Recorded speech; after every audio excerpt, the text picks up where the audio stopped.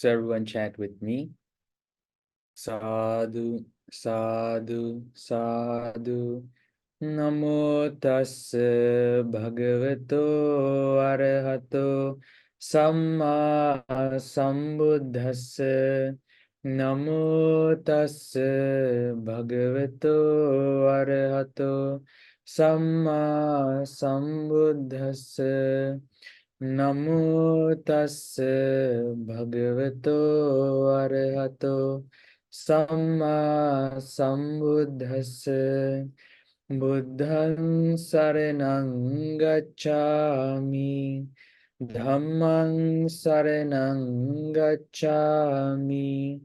Saṅgham saraṇaṃ gacchāmi. Dutiyampi buddhaṃ saraṇaṃ gacchāmi. Dutiyampi dhammaṃ saraṇaṃ gacchāmi. Dutiyampi saṅgham saraṇaṃ gacchāmi. Tatiyampi buddhaṃ saraṇaṃ gacchāmi. Tatiyampi dhammaṃ saraṇaṃ gacchāmi. Tatiyampi sangham saraṇaṃ gacchāmi. Sadhu, sadhu, sadhu. To observe the 5 precepts, repeat after me. I observe the precept of I observe the precept of abstaining from killing beings. abstaining from killing beings. I observe the precept of I observe the precept of abstaining from stealing. abstaining from stealing. I observe the precept of I observe the precept of abstaining from sexual misconduct. abstaining from sexual misconduct. I observe the precept of I observe the precept of abstaining from telling lies. abstaining from telling lies. I observe the precept of I observe the precept of abstaining from taking abstaining from taking intoxicating drinks and drugs intoxicating drinks and drugs with the refuge of the noble triple gem. with the refuge of the noble triple gem. I observe these precepts I observe these precepts for happiness in this life, for happiness in this life, for rebirth in heaven, for rebirth in heaven, to escape from the sufferings of samsara. to escape from the sufferings of samsara. May it help me and be a blessing. May it help me and be a blessing. Sadhu, sadhu, sadhu. Okay, so everyone, last week we discussed 𝗪𝗾𝗂𝗶 or reflection on the repulsiveness of this body. So last week when we talked about this, there was a reminder that when someone practices this meditation, they aren't finding other people repulsive. They aren't trying to find other people disgusting. What happens is they end up getting disattached. They get disenchanted with other people's bodies. That means lust doesn't arise. So if someone has lust as a very, very powerful defilement in their life, then this meditation is directly towards getting rid of lust towards other people. So sometimes there are situations in our life when defilements arise, and there are meditations that are very, very powerful, but they are common to everything. So let's say anger arises in our life, then we can use impermanent meditation. Let's say someone uses impermanent meditation to get rid of that anger. They think this anger arose due to contact, and then they investigate that. But a direct answer to anger is loving kindness. So the direct opposite to that anger is loving kindness. In the same way, lust can arise in someone, lust towards someone else. that lust, sometimes when we practice impermanence, it might not go away because our ability to practice impermanence isn't powerful enough. But the direct opposite of that lust is practicing this reflection on repulsiveness, this 𝗵𝗵𝗂𝗶𝗫𝗀𝗃. So this is a direct answer to those kinds of defilements that arise in our minds. And there's another important part to this, which is that someone might have practiced this in their past lives, and this might develop very, very quickly for them. For other people, don't think that this kind of thinking will ever go to waste. Because I wanted to remind you all a story that happened in the past, and that was in the Buddhist time. There was a monk named 𝗙𝗵𝗵𝗂𝗶. He was very, very small, very around 7 years old, like tiny monk. And this monk, after he ordained, his older brother had also ordained. He was also a monk, and this older brother was an arahant. So this older brother came to his younger brother and said, 𝗙𝗵𝗵𝗂𝗶, I'll give you a stanza to memorize. Practice memorizing this. So he gave him a stanza, and 𝗙𝗵𝗵𝗂𝗶, the 𝗨𝗏𝗏, would try practicing this. So imagine you guys got a sentence to memorize. Is that difficult? It's not very difficult. Just remember this one sentence. But 𝗙𝗵𝗵𝗂𝗶, the 𝗨𝗏𝗏, as he's memorizing, when he reaches the end of the sentence, the end of the verse, he forgets the beginning. Then when he can remember the end of the when he can remember the beginning of the sentence, he doesn't remember the end. His memory was so weak because in a past life, he had insulted another monk who was trying to practice, who was trying to memorize verses. He called him stupid. So because of that, his memory in that life was affected. But this monk, after his brother had given him that verse, he spent months and months. Imagine trying to memorize a single sentence for 6 months and you can't. So after 6 months, his older brother came back and said, there's no point of you staying ordained. You can't even remember a single verse. You should just leave. You should go back to the lay life. You should become a normal person again. And that small 𝗨𝗏𝗏, that 𝗙𝗵𝗵𝗂𝗶 was sad. He packed all his stuff and thought, next morning I'm going to leave the monastery and go back and become a lay person. And the Buddha saw this.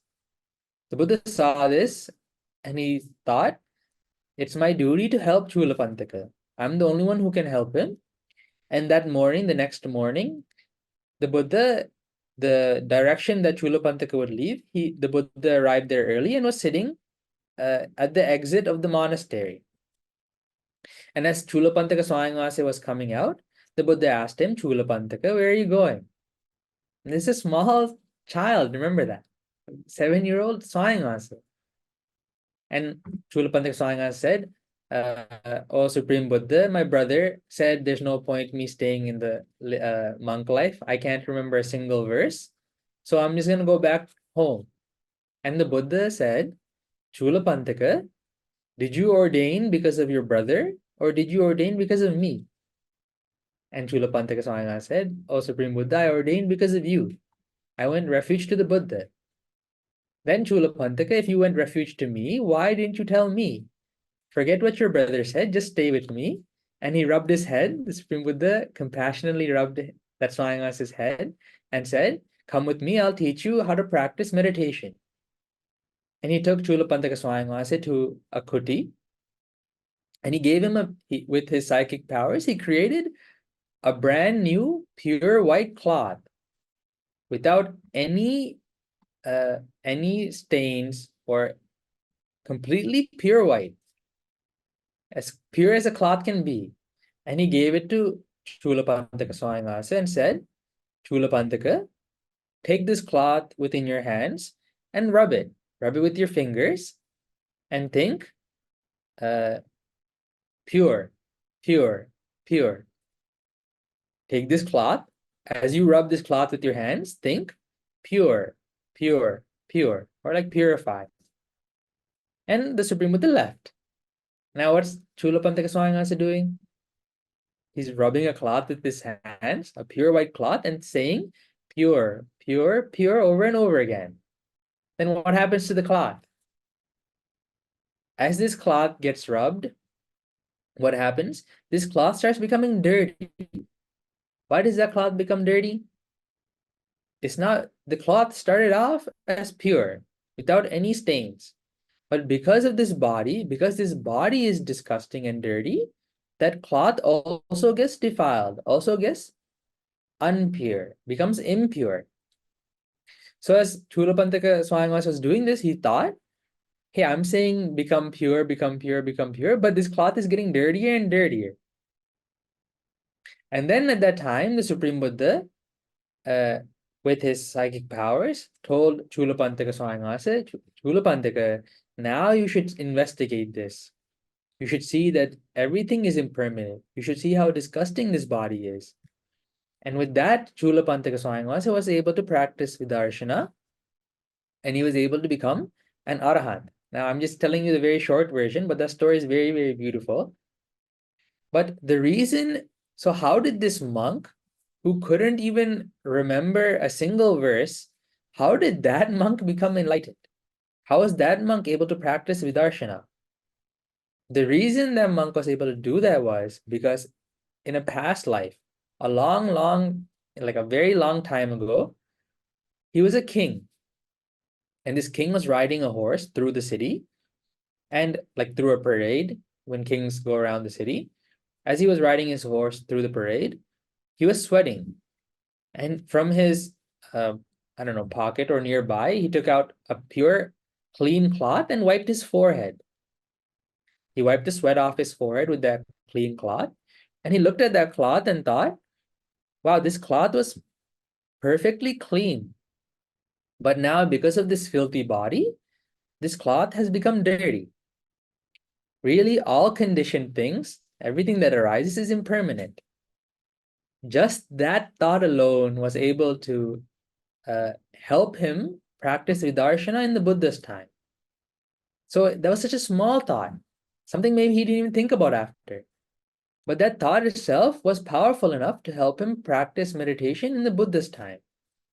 So when we practice this, when we practice these kinds of reflections, don't ever think your reflection will go to waste. Because when you practice thinking in this way, you're developing your wisdom. As you think, for example, let's say someone gets up, and we talked about this last week. Let's say someone wakes up and thinks, why is it every day, twice a day, I have to brush my teeth? What's the reason for that? And he starts investigating, even yesterday I brushed my teeth. At night I have to brush my teeth. This body itself makes my teeth dirty. As he thinks in that way, he's developing his wisdom. He's seeing repulsiveness where normally people see something pleasant. Does that make sense? So don't ever think that these kinds of thinking patterns will go to waste. So last week, we covered the 32 parts, and it's important. Did anyone memorize all 32? Mai, do you have everything memorized? Vishaka? I can somewhat remember. So But you have this week as well, because even for our next meditation, you're gonna need to know the 32 parts. That's why I said this memorizing those 32 parts are very, very helpful, because they're mentioned in many places in the discourses. So you have one more week. Really, it shouldn't take that long. It should take maybe 2 days at most to memorize these. And so we'll cover a little bit on how you memorize that as well today. But so after you memorize those parts, you should also have an idea or an understanding on where these parts are. Because as you practice this meditation, you need to bring a certain amount of mindfulness to each of these parts. So when you say head hair, you should have an idea of what head hair is. It shouldn't just be something like a body part that you have no idea, you don't know where it is, you don't know what it looks like. So imagine someone says gallbladder. When we say gallbladder, you should have an idea of what this looks like, where it's located. Because that's how you know there's something like this in my body. Otherwise, you're just like thinking about an imaginary part that you have no idea about. So having a certain idea about that is good. Now, does everyone here have, do you guys remember where the body parts are, or should we cover that again one more time? Amai, do you remember everything? No? Vishaka? So if I say liver, do you have an idea where the liver is? Amai, you have an idea? Okay. I mean, I can't see everyone else, so let's say, who else was here last time? Was anyone else here last time? Jayama, do you remember, do you know where all the body parts are that we're discussing? Yeah, I'll share screen. Not 100% answer. Okay, we'll cover this again quickly, but you can watch Okay. last week's video and we go over it in detail. Can you guys see my screen?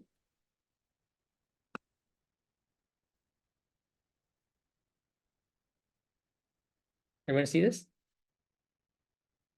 So when we say head hair, we should understand head hair is limited to a certain area. When we say head hair, we're talking about the hair that's limited by our skull. So there's no head hair on our forehead, right?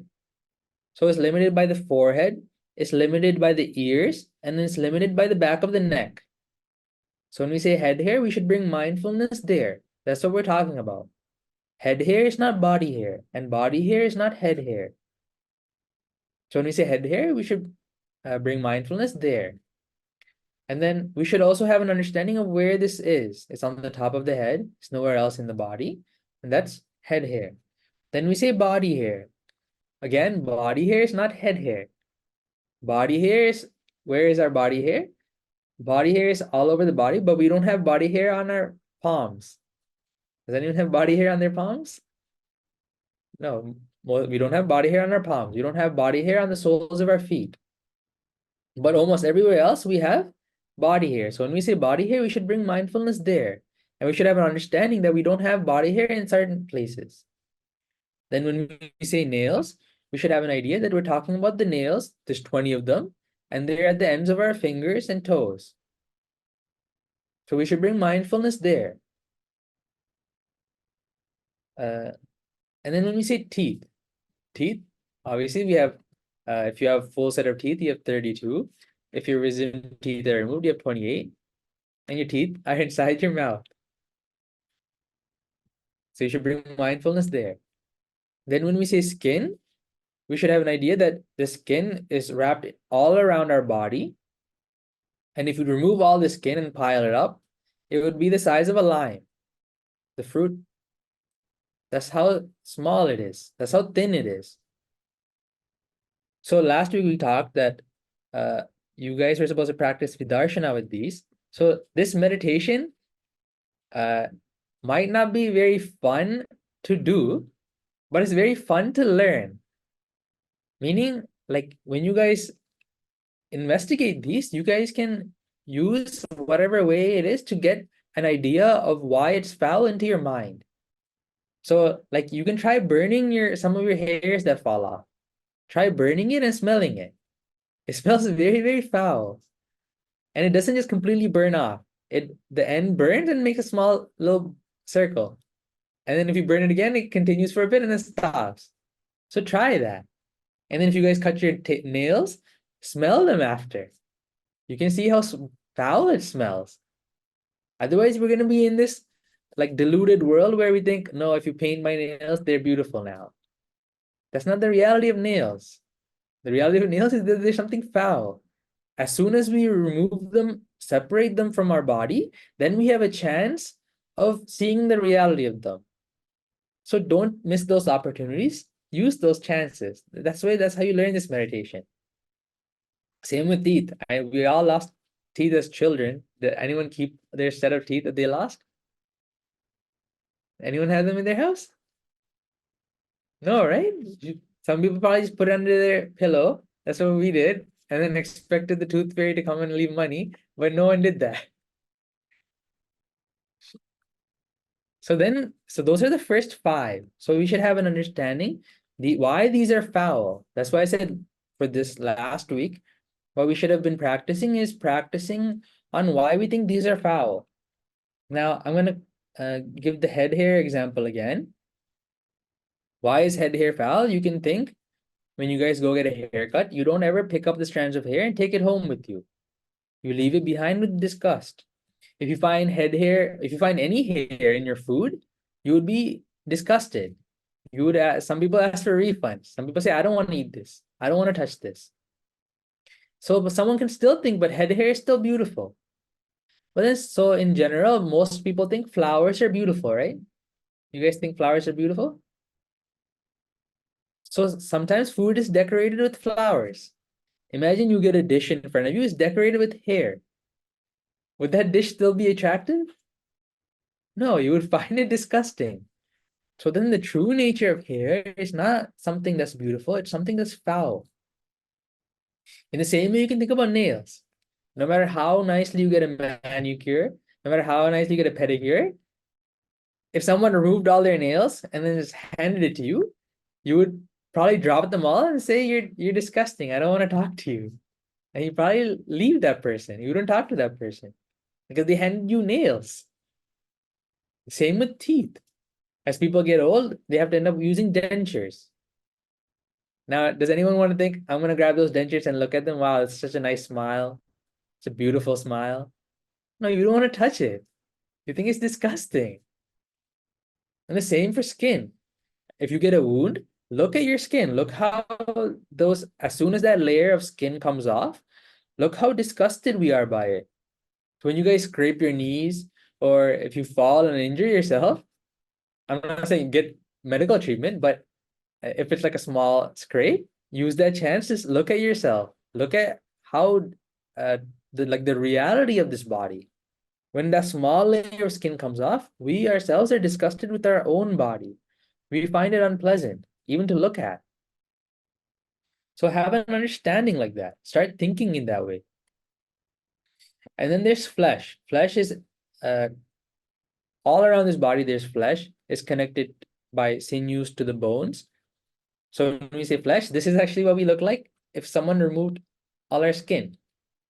None of us look very pleasant after this. As soon as you remove that tiny lime ball sized amount of skin, we look like this. If someone saw this, they would scream and run away. So it's not something very pleasant. And then there's this one is special. There's Naharu.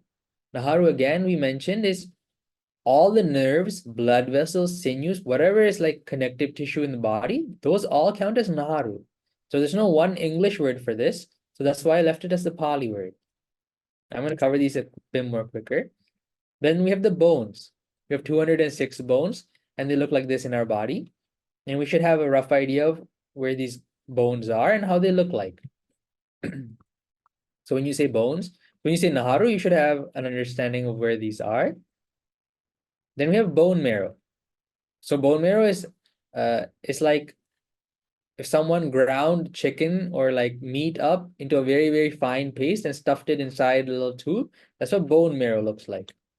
And we have a PDF of the real pictures, and we'll share that. But if there's anyone like a small, like under 18 or I don't know, it's your discretion. You shouldn't show this PDF to children because not because that they can't practice this, but because you will complain that your child has nightmares and then complain that that we did that.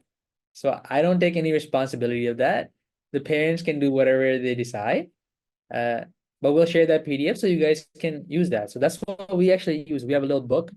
The pictures inside that PDF are what we use to practice this meditation. And we have a book version of that. And then we have, so bone marrow, then we have the kidneys. Now the kidneys are located near the back, towards the spine, behind the liver. So you see the liver here. So this is your back side. So on your other side, some people complain they have back pain, but really it might be your kidneys that are causing pain.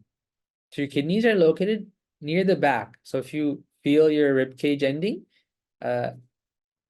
where the rib cage ends and a bit lower than that is where the kidneys are.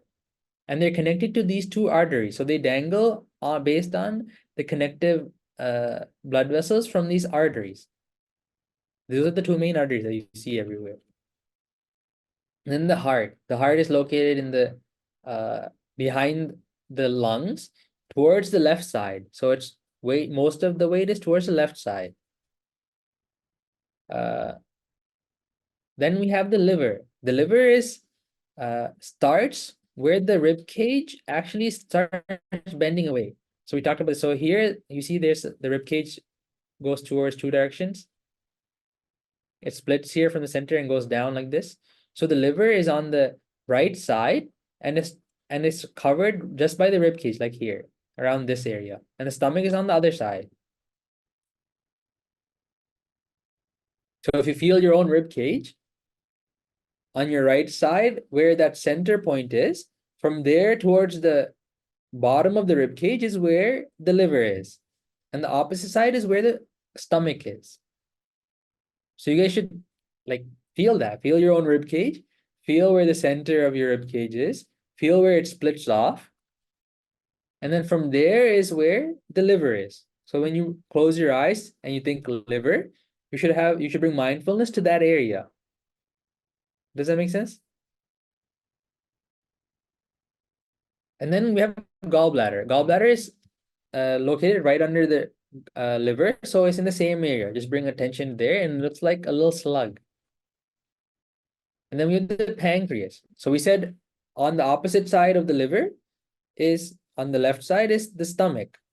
So the stomach, right behind the stomach, if the stomach is here, right behind on this side is the pancreas. So you can see the gallbladder is also connected. And this is where the liver would be.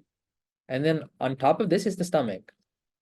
So you can see here, right behind the stomach, this is the stomach, and this is the liver. And then so here's the liver. If where my mouse is the liver. And then we have the lungs. Lungs are located inside the rib cage. Then we have the large intestines. So the large intestines begin this part. So you guys see this part, this little top part. This part begins just at the border of the last ribs. So this is where the top part of the large intestines are. So if you feel your rib cage and you feel the very, very end of the rib cage, if you go straight across your belly, that's where your large intestines are located, across that line. So it's in the shape of like a little U. And then inside the large, like located inside or compressed inside there is the small intestines. But really what happens is food enters the stomach, enters the small intestines, and then after that is where it enters the large intestine. So these small intestines aren't very small, they're very, very long. They're about 4 times your own height. So they're about 22, 23 feet long. Then we have the stomach. Now again, we mentioned the location of the stomach. Notice all the shapes of these. Stomach is located on the other side. And then the inside is not very clean. It looks like this. It has a whole bunch of like wormy looking things that help digest food and absorb the nutrients. Then we have feces, which is produced inside the large intestines around this area. That's where all the other extra nutrients get absorbed, the water and the salt, and ends up turning into this. Then we have the brain. You guys should know where that's located. I hope all of you do. Then we have bile. And bile is located inside the gallbladder. This is a liquid that helps us digest food. Then we have phlegm that's located inside our throats and in our airways. We have pus, wherever there's wounds, maybe there's rotten blood. So that's what pus is. Then we have blood. We have 4 to 5 liters of blood going through our veins all the time, and it gets recycled again and again. Then we have sweat. Sweat comes out from our sweat glands, where there's joints, where there's sprinkles of skin under our armpits. When we have a fever, sweat comes out throughout our body. Then we have fat. Fat is located usually under the layer of skin. Sometimes in our arteries. So there's fat. And there's tears. Tears come from the tear ducts. So from our eyes. And there's skin oil. Skin oil is kind of oil that sometimes when you go to sleep, you wake up and your face feels oily, that's skin oil, that's come out. Then there's saliva, that's the spit inside our mouth. Then we have mucus. So the difference between mucus and phlegm is the mucus is located inside the nose. It's like snot. That's what comes out. When you have runny nose, mucus comes out. Then we have something called synovial fluid or oil in the joints. This is much easier to remember than synovial fluid. So there's a liquid in between our joints that help us not make a creaking noise every time. So it helps joints function normally. It's like oil inside gears. Think of it that way. So there's an oil between the joints that help the joint function properly. And then finally there's urine, which is located inside the bladder. So those are the 32 parts. Now we talked about how we memorize these 32 parts, and that is you split them into groups of the first 20 into groups of 5. So this is called the skin pentad, pentad, okay? So that's the first 5. We have head hair, body hair, nails, teeth, skin. Now, so the way we memorize this easily is, don't take of it as like you're trying to memorize something for a test. Just take this as very, very relaxed, even as something fun.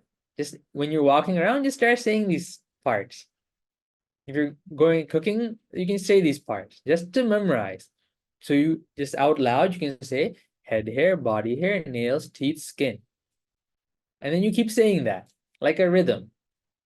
And then after a while, after you get used to that, then say it backwards. Then you go skin, teeth, nails, body hair, head hair. So you go forwards and backwards. Then try doing it mentally. Without saying it, try thinking head hair, body hair, nails, teeth, skin. Skin, teeth, nails, body hair, head hair. And try doing it mentally. If you can do that in your head mentally, then you can move on to the next one. So the way you move on is you say flesh, naharu, bone marrow, kidney. So you come to the next 5, and then once you have this, then you go backwards. And you go backwards to the top. So kidney, bone marrow, bone, naharu, flesh, skin, teeth, nails, body hair, head hair. Then from head hair, you come all the way down to kidney again. This way, you have a very good understanding of these 10 parts now. Not just the 5. You have the entire 10, front and backwards, you have memorized in your head. This is important because when you go to do this meditation alone, as you think there's skin in this body, you shouldn't be thinking, what's the next part? What comes next? Is it flesh? Then your entire concentration will break. That's why you need to have these parts memorized to do this meditation. Does that make sense? So it's not just I'm telling you to memorize because I want you to memorize it. You need to do meditation, you need to have these memorized so that it flows easily. So you can take 2 or 3 days to actually memorize these. Then we come to the third set of 5. So it's called the lungs pentad. It's always the last one because the last one is the name of the pentad, because when you go backwards, that's the one that it begins with. I don't know if there's anything I'm saying makes sense, but that's how the naming works. So it goes heart, liver, gallbladder, pancreas, lungs. Then once you have them memorized, you go all the way from the top to all the way up to lungs and then backwards. So now you have 15 forward and backwards, you have it memorized. Then you come to the next 5, large intestine, small intestine, stomach, feces, brain. Again, you come all the way down, all the way to the top. So you have the next 20 memorized. So you memorize these in 5s. So it's not a big deal. So maybe the first day you memorize 10. Frontwards and backwards, you can have the first 10 down. Then the next day you add 5. Maybe you add another 10. Then the first 20 you have memorized now. Then the last few ones get split into 6s because there's only 12 left. So this is called the fat sextad. So this is called bile, phlegm, pus, blood, sweat, fat. Bile, phlegm, pus, blood, sweat, fat. And then you go all the way backwards from fat all the way to the head hairs and then all the way down. So then you have, how much is that? You have 26 now memorized. And finally come to the last 6, which is tears, skin oil, saliva, mucus, oil in the joints, and urine. Then you come all the way from the top, from head hairs to urine, then urine to the top. And the way you know you have this memorized is, let's say someone says large intestines, you can go from large intestines to urine, you can go from urine to large intestines to head hair, and head hair to large intestine. So from middle to the end to the middle, from the middle to the beginning, from the beginning to the middle. Whatever way you have it, whatever part you start off with, you can go from that part to the end and then come backwards. You can go from that part to the beginning and come backwards. So whatever you can turn this in your head, you should have this completely memorized, all 32 parts, and they should come very, very quickly.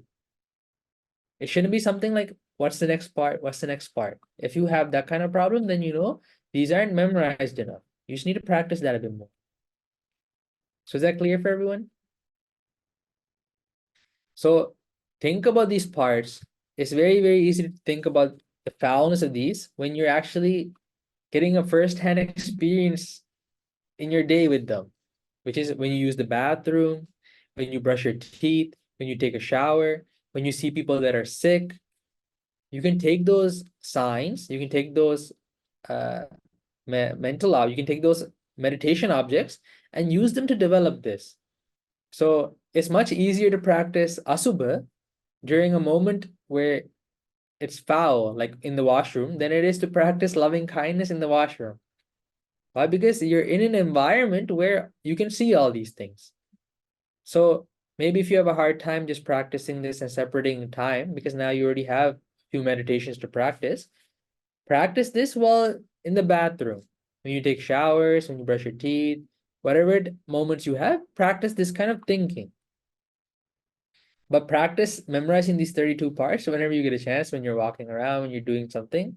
That way you can quickly memorize these. So that's the vidarshana part. Contemplating them in that way is called vidarshana. Now we need to systematically practice this meditation when we sit down. And that's what we're talking about today. So the way we practice this meditation is we need a little formula. But before we do a guided meditation, you guys should have an idea of what this formula means. So the first sentence in this, the way we first start off this is, we start off like this. So everyone try closing your eyes. Now bring mindfulness first to how you're sitting. So first, calm your mind. If you have any stray thoughts, empty your mind. And first think, this body, upwards from the soles of the feet and downwards from the tips of the head hairs, is wrapped in skin, is filled with many kinds of impure parts. So you should bring mindfulness to your entire body now. This entire body is filled with impure parts. Then you begin with the first part. So now you can open your eyes again. And we're going to discuss now what we think next. So the first line is, in this impure body. So we say impure body, but we should have an understanding of why this is impure. Now, when we take a person, let's say you take, let's say take me, okay? Or let's say we take a normal person, let's say someone on the street, there's some random person we saw on the street. This person, what is this person? When we say this is, for example, you guys all have names. We have Vishaka, we have Amaya, we have Anuja, Hiroshini. All those people have names, right? You guys have a name. But what is it that we're saying? What is it we're calling by that name? Aren't we just calling a bunch of head hair, some body hair, some nails, teeth, skin, these 32 parts put together, we put a name. So these 32 parts you call 𝗏𝗏𝗏. Your 32 parts, we put a different name. Vishaka, 𝗏𝗏𝗏𝗏, Amaya.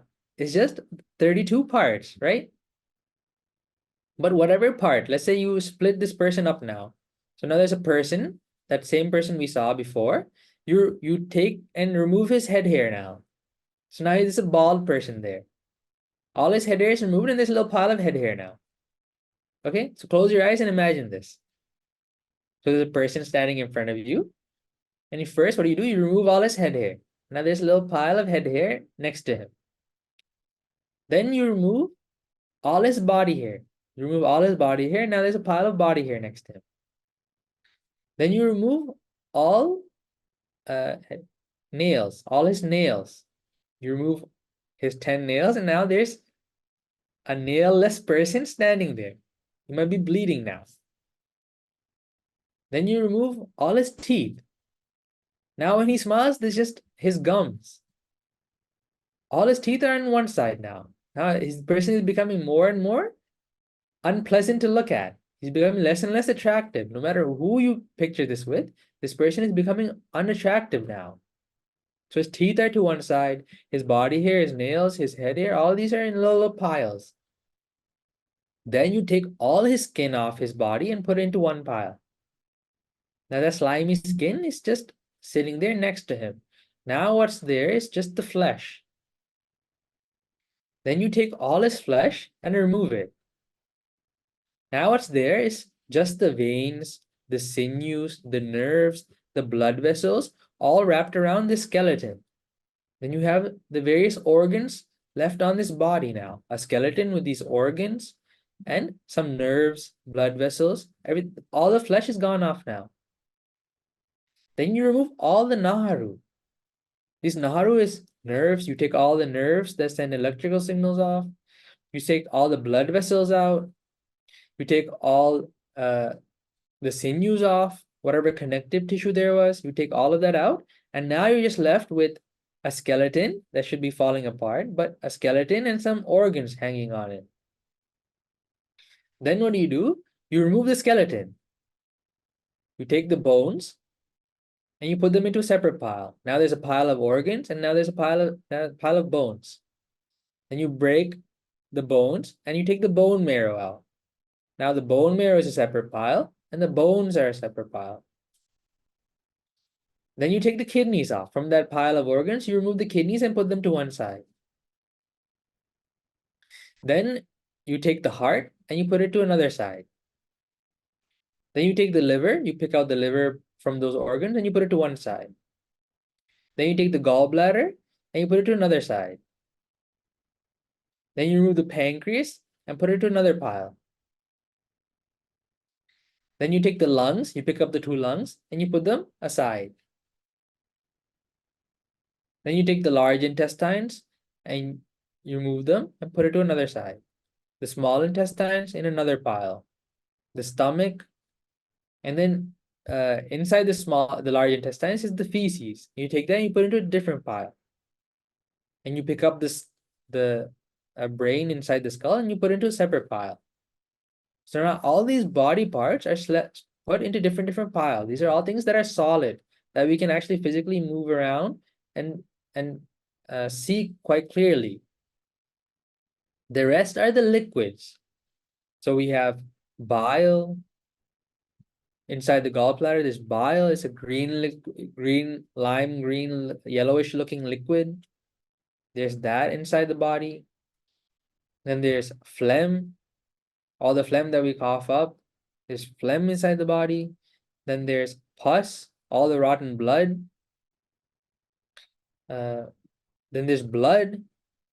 You collect all the blood and you put it separately. Then there's sweat. Then there's fat. You remove all the fat and you put it in a different pile. And then there's tears. Then there's skin oil. All the skin oil you remove and you put it separately. Then there's saliva. There's mucus. There's oil in the joints. And finally, there's urine. So now that person we first started off with has been split and split and split into these little groups. And if you put all of those parts together, then you come back to that original person. So you can open your eyes now. So when we broke this person down, was there a part that you thought, oh, that part is a very, very nice looking part. I want to keep that part. Is there anyone who thought, I want to keep that part? Vishaka, did you ever think that's a nice part? I want to keep that one. All of those are disgusting. All of those are impure. So when we say in this impure body, we should have an idea that there's not a single place, not a single crevice where there's a diamond pushed inside, where there's gold hidden away, where there's silver or bronze. There's absolutely nothing of value inside this body. Unless you have like a golden filling, which is put there by someone else. If you're like a normal person, there's absolutely nothing inside this body where you can think, well, that's something I want to keep. When we say this first line, in this impure body, you should have a very good understanding that there's absolutely nothing in this body that's pure. Then in this impure body, then you start with the first part. In this impure body, there are head hairs. Then we come to the next line, head hairs rot. That means these head hairs, what happens? Almost close to 100 head hairs fall off your head every day. And then what happens to those head hairs? Do they join together and make a huge head hair army? What happens? They start rotting. They start disintegrating. They start becoming dust. They start becoming soil. They rot away. They don't just stay there permanently. They begin to rot. So head hairs rot. Head hairs are impure. Even by sight. Again, now we take, why even by sight are they impure? Imagine someone bringing that food dish to you. It's filled with head hair. Will you eat it? As soon as, just by seeing it, you are disgusted. Just by seeing it, you think, I don't want to eat that. So even by sight, these head hairs are disgusting. Even by shape. Why even by shape? Imagine you guys are eating, let's say in Sri Lanka, sambola, okay? Shredded, some kind of food. And then you don't even see, you're eating in the dark, let's say. You're eating at night, there's no light, and you're just chewing. And now you feel a small strand of something inside your mouth. Immediately what happens? Is that a hair that I feel in my mouth? And you pull it out, and it's a hair. So even before you knew this was a hair, you were already disgusted just by the shape of it. Does that make sense? So even by shape, this is something disgusting. But let's say even by sight, you don't find it disgusting. Even by shape, you don't find it disgusting. But by smell, hair is disgusting. Why is it? Unless you shampoo it, unless you put like cologne on it, unless you put a hair gel on it, unless you put like nice perfumes on it, what happens to head hair after a few days? It starts smelling very, very bad. That's why you say, take a shower every day. Wash your hair every day. Why? Because your own body makes it filthy. These head hairs themselves they become oily. You guys have, when you guys get sick, you end up not taking showers for a few days, right? What happens to your head hair? It becomes oily, it becomes stained, there's dirt inside of it. So by smell alone, unless it's covered by something fragrant, something that we find appealing, head hair itself has a very, very foul smell. So to get these ideas into your mind, that's why I said try burning some head hair. That way you'll remember that smell when you think head hairs. That mental object will come back to you. To try that. If you guys are a little match, don't light your head on fire. Take some strands that have fallen out, okay? Otherwise you're gonna say, I got burned because of silence. Then even by touch, head hairs are foul. Why? Because once that person's head hair has become disgusting, and unless it's clean, you wouldn't want to touch head hair. Do you guys go pick up the head hair on the salon floor? Would you ever pick up with your hands, or would you take a broom and sweep it away? You wouldn't touch it. So head hairs, even by touch, are disgusting. So head hairs, then you think head hairs are impure. Head hairs are impure. Head hairs are impure. So does everyone understand this? Is there any part of this that is a bit confusing? Vishak, you understand all these parts? Why this is an impure body? Head hair rots. So then this formula we apply to all the parts. So in this impure body, there are body hairs. And then the same formula, just the grammar changes a bit. There are nails, there are teeth, there is skin, there is flesh, there are naharu, there are bones, there is bone marrow, there are kidneys, there is a heart, there is a liver, there's a gallbladder, there's a pancreas, there are lungs, there's a large intestine, a small intestine, stomach, feces, brain, bile, phlegm, pus, blood, sweat, fat, tears, skin oil, saliva, mucus, and all in the joints. And then finally we come to urine. So the last one would work like this. In this impure body, there is urine. Urine rots. Urine is impure, even by sight, even by sign, even by smell, even by touch. Urine is impure. Urine is impure. Urine is impure. Did it say sign at the very top? So this should be a sign. So sign here means, so there's no shape of urine, right? So sign here means the color and how it looks like. So here sign means, so head hair has a shape, a unique shape. So shape accompanied by the color. That's what it means by sign. For urine, it's a liquid, so it doesn't have a shape. So sign here means the color and whatever form it's in. Even by sign, like if you go to the washroom and you see someone had not flushed, you would automatically know by sign that this is urine, right? So just by sign, it's foul. Does that make sense? So the difference between these sight and sign is that this is accompanied by a shape and color. So it's very close, but by sight, it means just by looking at it, it's impure. Does that make sense? If you don't understand, now it's the time to say, I don't understand.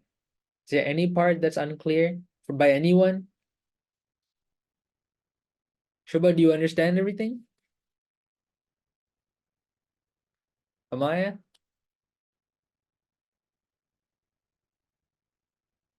Is there anything unclear? You understand everything? Vishaka? Okay. Everything's so if anyone doesn't understand, you can write down the question and write down the question in the chat. But so far, everyone understands, right? So let's practice this. We'll practice for the first 5 parts, just the first 5. And I'll say it, so you guys just have to recollect this with your eyes closed, okay? So like normal meditation, this will be a guided meditation on how you practice this normally.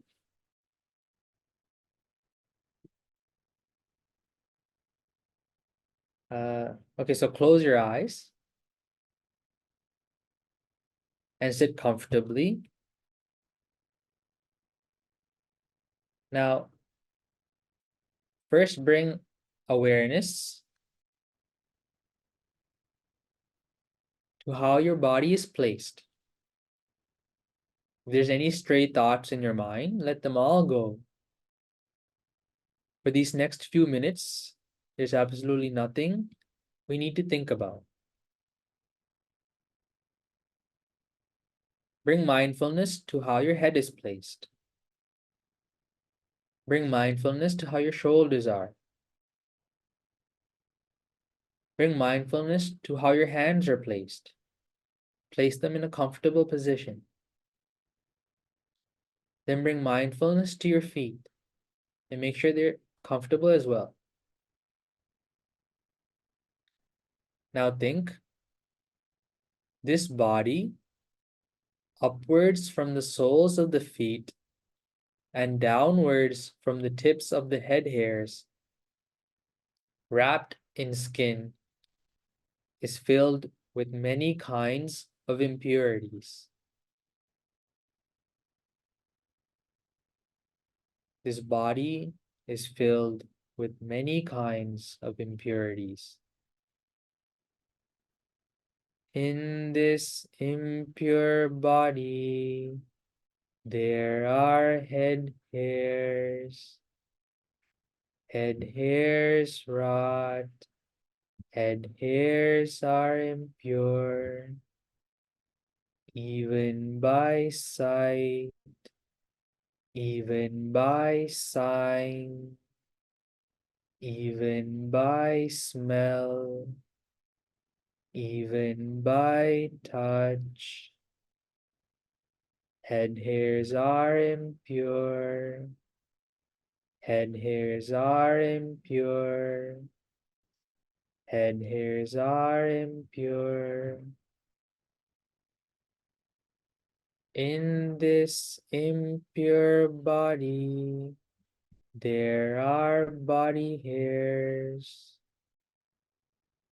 Body hairs rot.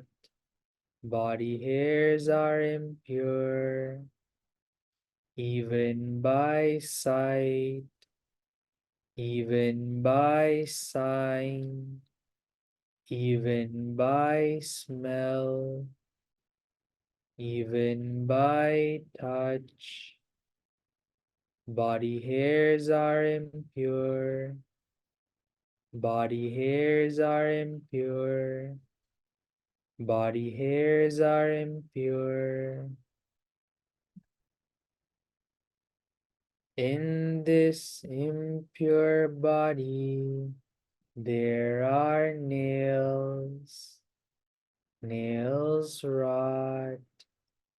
Nails are impure, even by sight, even by sign, even by smell, even by touch. Nails are impure. Nails are impure. Nails are impure. In this impure body, there are teeth. Teeth rot.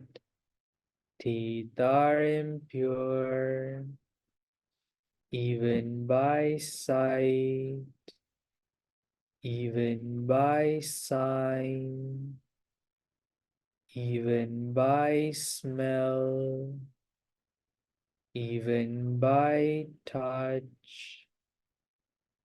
Teeth are impure. Teeth are impure. Teeth are impure. In this impure body, there is skin.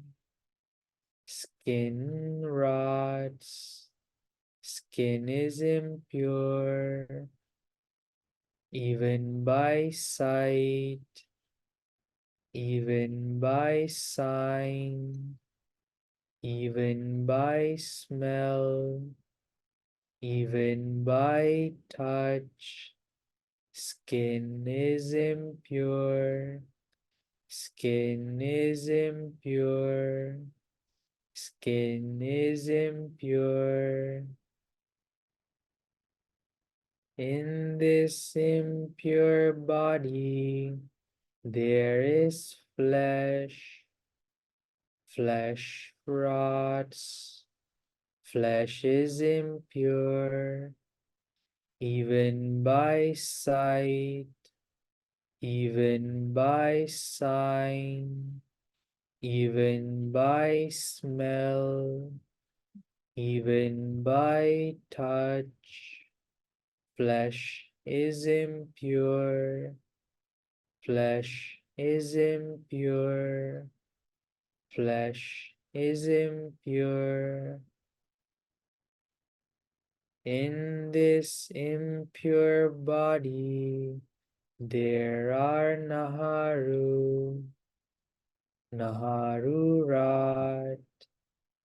Naharu are impure, even by sight, even by sign, even by smell, even by touch. Naharu are impure. Naharu are impure.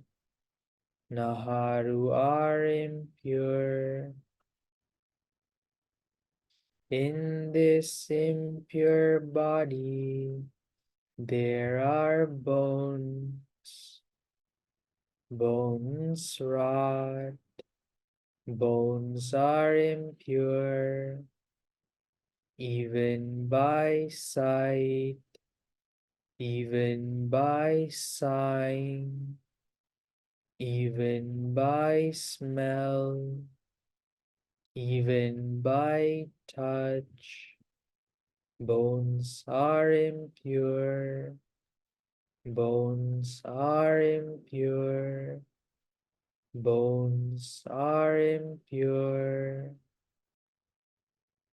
In this impure body, there is bone marrow. Bone marrow rots. Bone marrow is impure. Even by sight, even by sign, even by smell, even by touch, bone marrow is impure. Bone marrow is impure. Bone marrow is impure. In this impure body, there are kidneys. Kidneys rot. Kidneys are impure.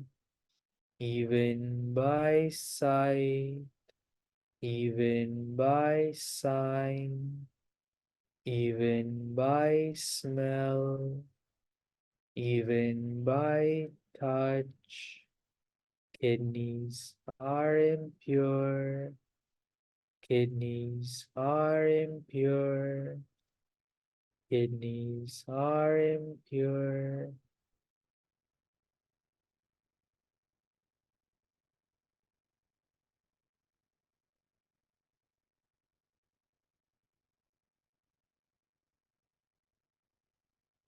Hey everyone, you can open your eyes. So we only did the first 10 parts. So you do that the same way for all 32 parts. So it's easy to understand that unless you have these parts very well memorized and very readily available in your mind to go from this part to the next part, it would be very difficult to continue that pattern. So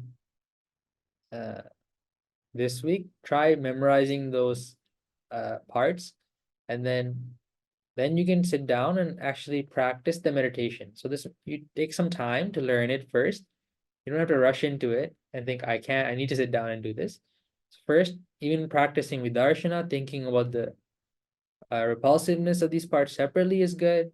And then you can practice memorizing the parts, and then you can practice in that thematic way, in that pattern of thinking about these parts specifically. Now, we have a PDF ready that has all the parts and the meditation itself in it as well. Again, we are gonna, 𝗪𝗪, can you share that PDF? 𝗪𝗪, Yes, sir. 𝗪𝗪 will share that in the Zoom chat, and then so again, a reminder, if you guys are gonna look at this, be aware that you're looking at the actual parts. So you might feel an impulse that is disgusting, but that's how it is. That's how it really looks on the inside. Even though we're kind of deluded into thinking that when we see the outer appearance of someone, it's attractive, when you remove these small things, as soon as you remove skin, it becomes completely disgusting. So when you practice this meditation, you know you're developing it correctly. When you look at these parts, you shouldn't feel disgusted. You should think, these are the same parts that I have within myself. And you should come to kind of an equanimity where you don't feel disgusted to to help another person. For example, let's say you see someone who's sick and their skin has a disorder. You shouldn't feel disgusted to help that person. As you practice this meditation, you come to the realization that these same parts are what these other people have. The parts within ourselves is the same parts that are with everyone else. So this kind of thinking helps us to develop good qualities. So this meditation also doesn't just help us remove lust, it can also help us remove anger. So remember when we imagined a person and then we took that person apart into these separate parts? We removed his head hair and put them to one side. We put his body hair, put it to one side, his teeth and nails, and we split him into these parts.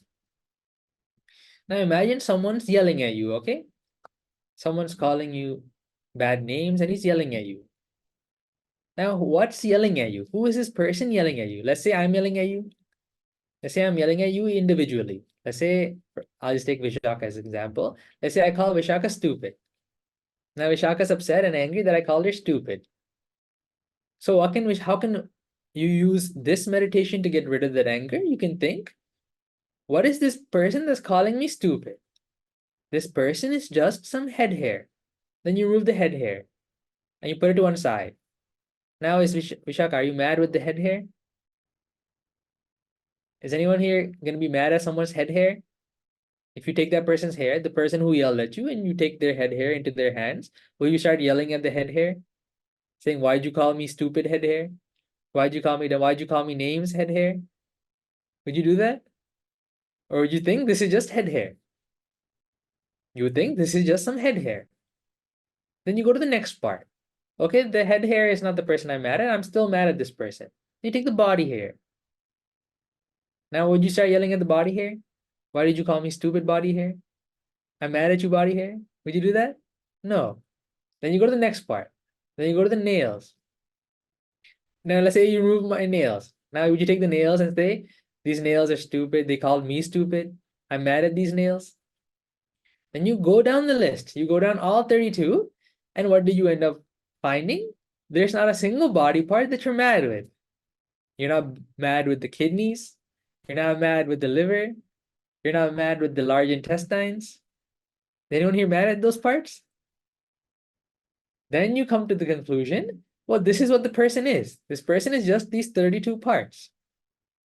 So then when you go down the list, there's actually not a single part you're mad about. What are you mad at? You're mad at, there's nothing to be mad about. If you're mad at that person, then you should be mad at those person's parts. You should be mad at their kidneys. You should be mad at their lungs. When you think in this way, your anger becomes silly. Your anger becomes a joke. Why? Because you're mad at a bunch of organs. In that way, when you think in that way, you can remove your anger. That's a very useful way to remove your anger through this. So again, that's why I said this meditation isn't just limited to just removing lust. It's a very powerful meditation to remove lust, but it can also be used in different ways. So, so don't think of it as just one tool to remove one kind of thing. You can use this anywhere.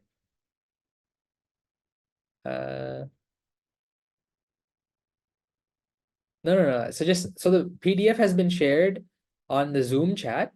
So again, I recommend anyone if you're going to share this with your children, it's not that they can't develop this meditation, but if they have like nightmares by seeing these pictures, because even in the Buddhist time, young 7-year-old monks wouldn't like, they would develop these kinds of meditations. So it's not, the meditation can be developed by children, but that child might be sensitive to these kinds of images, or that younger person might be sensitive to these kinds of images. Just don't end up complaining, saying, my child has nightmares or something like that. But for all the adults, you guys can look at these images, see the reality of this body, and you guys can use these images before you practice your meditation as mental objects, and use those as to reasons why these are foul. These, even by sight, this is disgusting. Even by sign, it's disgusting. Even by smell, just imagine thinking of those parts like this, how bad it smells. Even by touch, just after you see those images, think, would I touch this part? Would I ever grab hold of this part? You will feel this when you see it, you'll feel disgusted. It'll automatically happen. I don't have to tell you. So then you'll understand when you say, then when you go back and sit down and meditate and think, even by sight, this is disgusting. Yes, it's really, even by sight is disgusting. Even by sign is disgusting. Even by smell, even by touch, this is actually disgusting. And you will have like a good understanding of why that is disgusting. Does that make sense?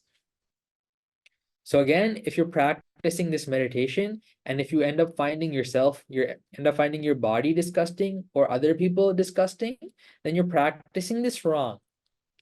What should happen is you should come to disenchantment again, like you should come to dispassion, not disgust.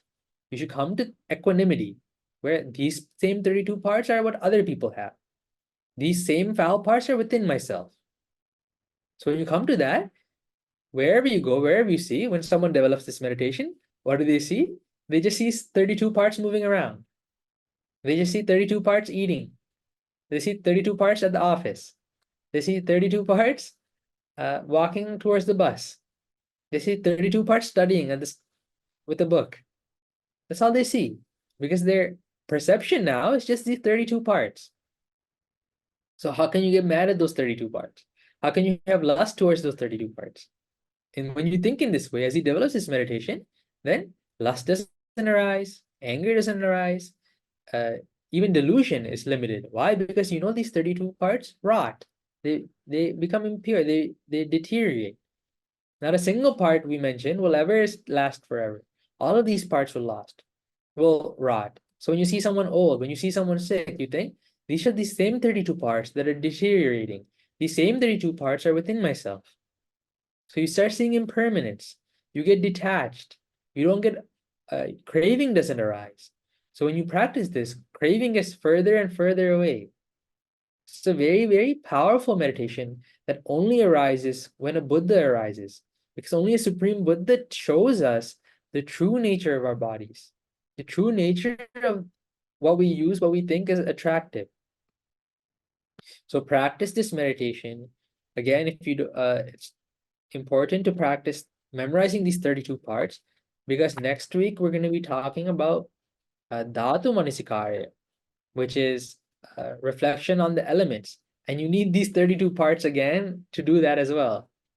So have these memorized by then. And I think next week we won't be able to have this class on Thursday. Please tell the benefits of these. Someone asked, please tell the benefits of these meditations. I just did. You can remove anger, you can remove lust, you can remove delusion. All these defilements, all those roots of those defilements are going to get removed. Let's say, like, for example, you see someone let's say someone gets a promotion. Okay, let's say someone gets a promotion when you should have gotten a promotion. Isn't it just those 32 parts that got that promotion? Isn't it those same 32 parts that are within yourself?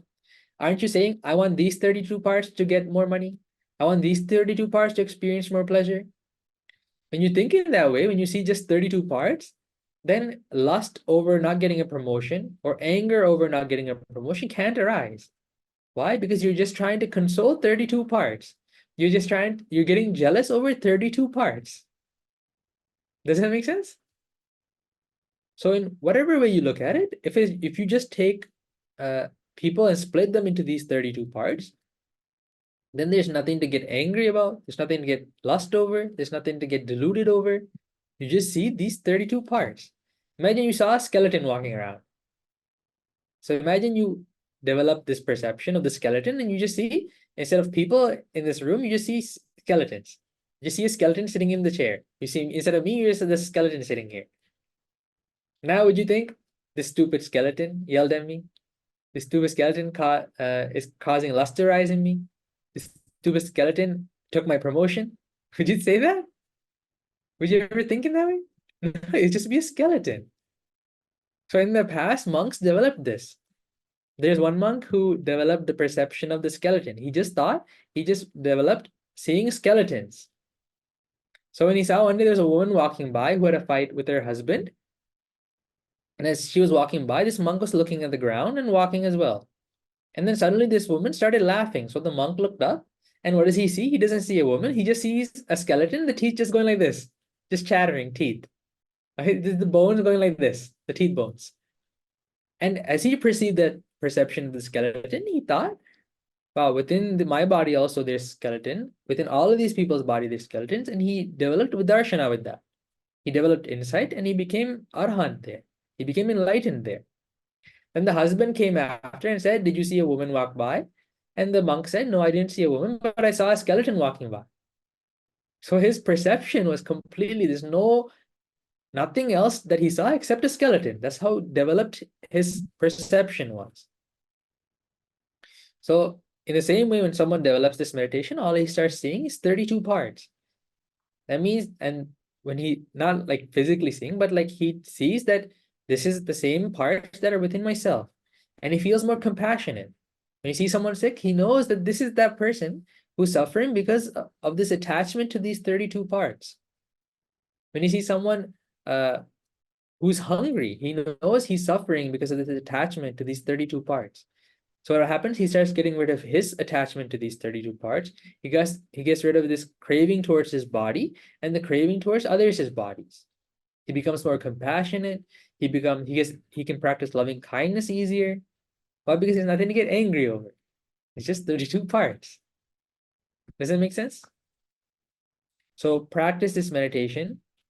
First, memorize the parts. It'll be helpful for next week's class. So next week's class, so first we'll end the session. So today we learned, does anyone have any questions? Is there any other questions? Anything unclear about this meditation? Anyone at all? Roshini, do you understand everything?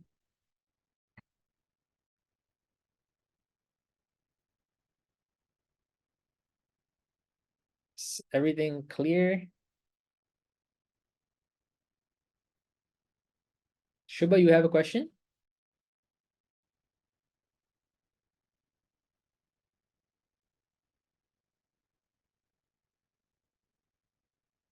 Bhante, at what time can we do this meditation?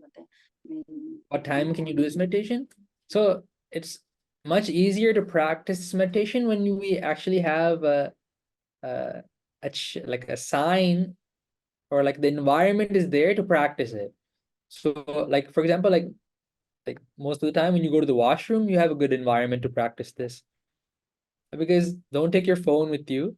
Just take the time. You don't have to worry about anything at that time. You don't have to think, does anyone is thinking about work while using the washroom? Let all that go. You're using the washroom. So at that time you can develop your mind. At the time you can see the reality of your body. So when you're using the washroom, when you're taking a shower, is a good time. You can think, even yesterday I had to take a shower. Tomorrow I have to take a shower. Every single day I have to take a shower. No matter how much I clean this body becomes impure. In this body, from the soles upward, downwards from the tips of the head hairs, wrapped in skin, this body is filled with impure parts. In this body, there is head hair. And then if you're memorizing, you can just say the 32 parts. There's head hair, body hair, nails, teeth, skin, flesh, naharu, bone marrow, kidneys, and so forth. Just to practice. And then once you have those memorized, then you can think individually. There's head hair. Head hair is on this impure body. Head hair rots. Head hair is impure, even by sight, even by sign, even by smell, even by touch. Head hair is impure. Because this meditation is not like anapanasati. You don't have to sit down and do it. When you're walking, when you're standing, when you're lying down, any posture, you can do this. So showering, brushing your teeth. When you wake up in the morning, go look at yourself in the mirror and think, wow, there's like drool on my face. There's like sand in your eyes. No one came and put that there, right? The Sandman didn't come and sprinkle sand in your eyes, right? Your own body created that. When you have to clean your ears, when there's earwax, when you have to cut your nails, when you have to clean, like whenever those chances arise, this is a good time to practice. So cut your nails and smell them. Smell how foul these are. If you guys haven't ever done it, smell it. Then you can have a good idea when you say, even by smell, nails are impure. then you'll have a good idea in your mind. Yes, truly, nails are foul even by smell. Understand? So any other questions?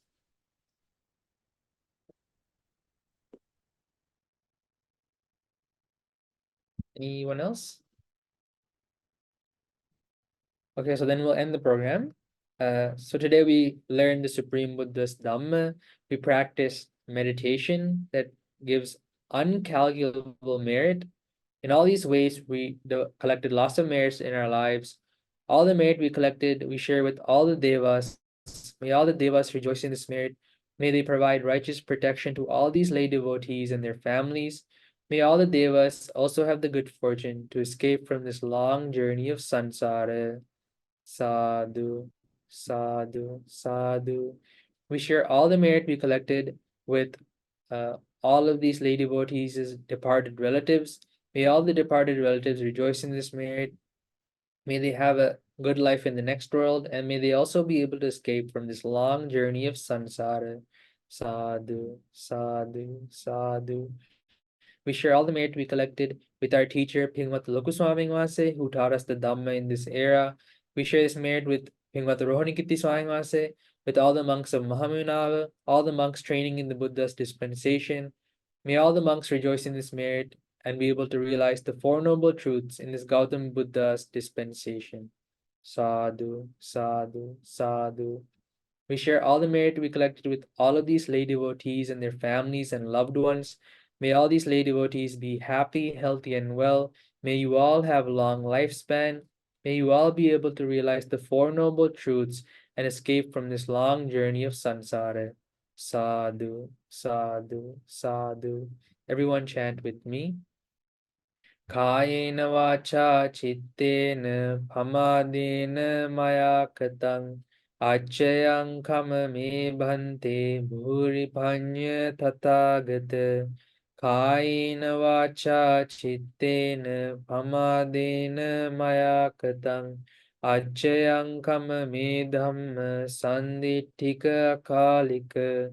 Kayena vacha chittena pamadena maya katang acchayang kama me sangha punyakhetang anuttara. Sadhu, sadhu, sadhu.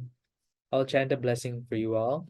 Abhivadana silissa nichang vaddapachayino chattaro dhamma vaddanti ayuvanno sukham balang ayurarogya sampatti sagga sampatti mevacha ato nibbana sampatti minate samijjatu. May you all be happy, healthy, and well. 𝗪ᵣ saranai namo buddhaya. අවසරයි Just a quick reminder, everyone. So next week, most likely we won't be able to host this program on Thursday. We'll post a message in the group chat, but most likely it will be held on Monday. Is that okay with everyone? I mean, there's no other date to host it. So, and it'll be recorded anyway, so you guys can watch it after. But the next session will be on Monday. So just notifying everyone. Okay? Okay, Hansen, you can share me.